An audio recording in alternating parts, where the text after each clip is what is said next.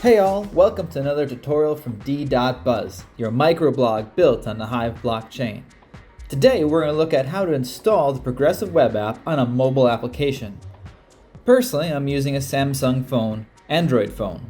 Your process may vary a little bit depending on which phone and browser you're using. We recommend using the Brave browser or Chrome browser for this. Safari does work, but there's a couple of hoops you have to jump through. To install the Progressive Web App from D.Buzz on an Android phone, the process is pretty simple. Navigate to the D.Buzz webpage. In the bottom right-hand corner, you'll see 3 dots. Clicking this will bring up some options for you. If you look about 1, 2, 3, 4, 5 options up from the bottom, you'll see one that says Install App. Upon clicking this, you'll get a confirmation window.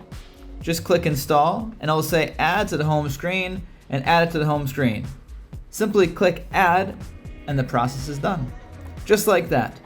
I'm going to close the browser now. I'm closing the Brave web browser, and looking at my desktop, I can see I have an icon. The second icon is from before when I did it, and this is the next one. If you wish to launch the Progressive Web App, it is simple. Just click the icon, and it opens up in its own window that's independent from your browser, and you can use D.Buzz as a native application on your phone. It's that easy. To remove the Progressive Web App from your phone, it's a simple process as well. I'm just going to close out that window. I'm going to come on down, hold down the button, and just say remove. Simple. Hold down the button, click remove, and we're done.